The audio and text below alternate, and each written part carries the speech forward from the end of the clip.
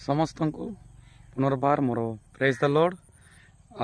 आज आम वाक्य देखा प्रथम थेसलोनिकीय तार 2 पर्व तार 2 पदर लिखा जाइए, हे भाई माने आम मान परिश्रम और कठिन कार्य तुम्हां स्मरण अच्छी, जेपरी आमे माने तुम्हां कहारी भार स्वरूप न हो एथि निमंते दिवारात्र कठोर परिश्रम करी ईश्वर सुसमाचार तुम्हां निकटरे प्रचार करिथिलु।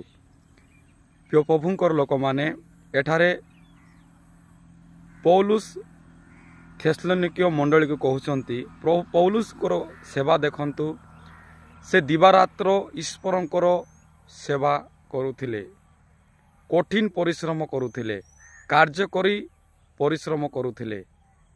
प्रिय प्रभुंकर लोक माने आज मध्य प्रभु आम को जो सेवा दे अछंती, यह आम मानकर कौनसी टैलेंट कि कौनसी बुद्धि कि कौनसी शक्ति देखिक प्रभु आमको दे नाहांती, किंतु यह ईश्वरंकर दान अटे, ईश्वरंकर दया अटे जो सेवा आमे पाई अछु।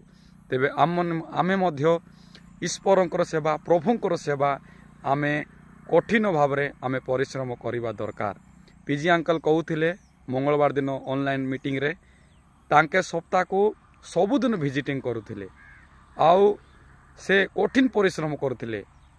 प्रिय प्रभुंकर लोक माने आमे माने मध्य जदि परिश्रम करिबा ताहाले निश्चय आम मानकर फल रही अछि। आ वाक्य मध्य लेखा जाय अछि जहाँकि आमे जो देखिबा प्रथम कोरिन्थियो तार 15 तार 58 तार पदर देखिबा 58 पदरे, अतएव हे मोर प्रिय भाई माने प्रभुंको सेवारे तुममानकर परिश्रम निष्फल नुहे।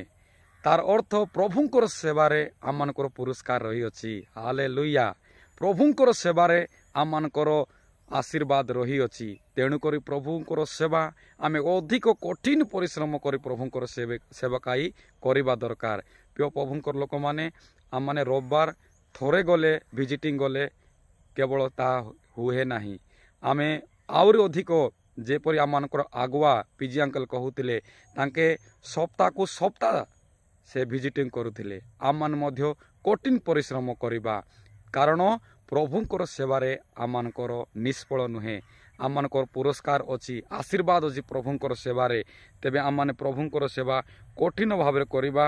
आ प्रभुंकर सेवा आम माने केमिति करिबा दरकार।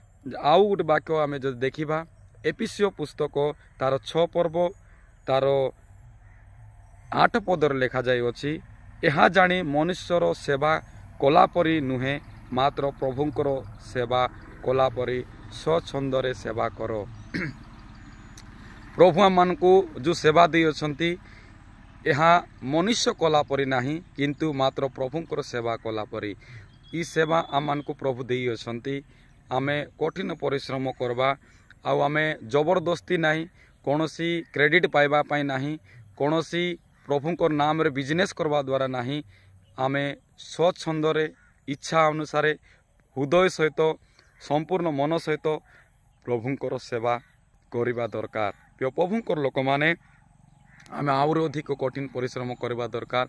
यह होची अंतिम समय रे, आउ ई अंतिम समय रे प्रभु मान को जो सेवा दे अछंती, आमे आउर अधिक परिश्रम करवा, अनेक हजार आत्मा लाभ करिबा, आउ ईश्वरकर राज्य रे आमे सेमान को अधिकार कराइबा, प्रभुंकर वाक्य को प्रचार करिबा, आउ आमे प्रभु को सेवा कला परे आमे सेवा करिबा, आउ स्व इच्छा रे प्रभुंकर सेवा आमे करिबा दरकार।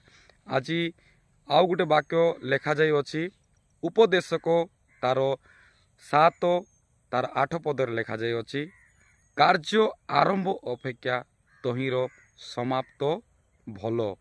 प्रिय प्रभुंकर लोक माने अनेक प्रभुंकर दास माने प्रभुंकर सेवा जेतेबेले आरंभ करती 20 वर्ष 30 वर्ष 15 वर्ष 10 वर्ष प्रभुंकर सेवा करती, तापर बैकस्लाइड होकर छाड़ी दियंती।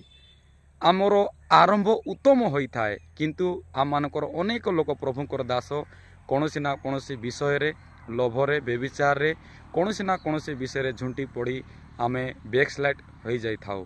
किंतु ईश्वरंकर वाक्य कहे କାର୍ଯ୍ୟ ଆରମ୍ଭ ଅପେକ୍ଷା ଶେଷ ଉତ୍ତମ। ଆମମାନଙ୍କର ଶେଷ ଉତ୍ତମ ହେବା ଦରକାର। ଆମେ ଅନେକ ପ୍ରଭୁଙ୍କର ଦାସମାନେ ଅନେକ ଲୋକ କାର୍ଯ୍ୟ ତ ଆରମ୍ଭ ଭଲ କରିଥାନ୍ତି। ଯେତେବେଳେ ପ୍ରଭୁଙ୍କର ସେବା ନୂଆ ନୂଆ କରନ୍ତି, ବହୁତ କଠିନ ପରିଶ୍ରମ କରନ୍ତି, ଅନେକ ହଜାର ଆତ୍ମା ଲାଭ କରନ୍ତି। କିନ୍ତୁ ଆମେ ଦେଖୁଛୁ ତାପରେ କୌଣସି ଶୈତାନର କୌଣସି ବନ୍ଧନରେ କୌଣସି ତାର କାର୍ଯ୍ୟରେ ପଡ଼ିଯାଆନ୍ତି ଆଉ ତାଙ୍କର ସେବାକୁ ଭ୍ରଷ୍ଟ କରନ୍ତି। ତେବେ ଆମମାନେ ପ୍ରିୟ ପ୍ରଭୁଙ୍କର ଲୋକମାନେ ଆମେ ଆରମ୍ଭ କେମିତି କଲୁ ତାହା ଆମେ ଜଣା ନାହିଁ, କିନ୍ତୁ ଏବେ ଯାହା ଶେଷ ସମୟରେ ଆମମାନଙ୍କର ସମାପ୍ତ ଉତ୍ତମ ହେବା ଦରକାର। ପ୍ରିୟ ପ୍ରଭୁଙ୍କର ଲୋକମାନେ ଏହା ଈଶ୍ୱରଙ୍କର ବାକ୍ୟ କହେ। ଆମେ କଠିନ ପରିଶ୍ରମ କରିବା, ଆମେ ଆରମ୍ଭ ମଧ୍ୟ ଭଲ କରିବା ଆଉ ଶେଷରେ ଆଉ ଅଧିକ ଉତ୍ତମ କରିବା ଦରକାର।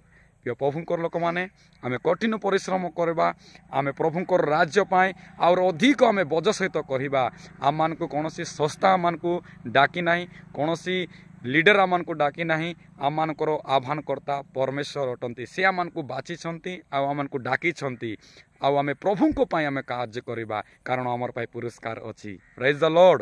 ଆମର ପାଇଁ ପୁରସ୍କାର ଅଛି, ଆମର ପାଇଁ ଆଶୀର୍ବାଦ ଅଛି, ଯେ କି ଆମେ ସମସ୍ତ ବିଷୟ ଛାଡ଼ି ପ୍ରଭୁଙ୍କର ସେବା କରୁଛୁ। ଆଉ ଏମିତି ସେବା କରିବା, ଆମେ ହୃଦୟ ସହିତ, ସମର୍ପଣ ସହିତ, ବୋଝର ସହିତ ଦିନ ରାତ କଠିନ ପରିଶ୍ରମ କରି ପ୍ରଭୁଙ୍କର ଆମେ ସେବା କରିବା। ପ୍ରଭୁ ଏହି ବାକ୍ୟ ଦ୍ୱାରା ଆମମାନଙ୍କୁ ସମସ୍ତଙ୍କୁ ପ୍ରଭୁ ଆଶୀର୍ବାଦ କରନ୍ତୁ। ଆମେନ୍।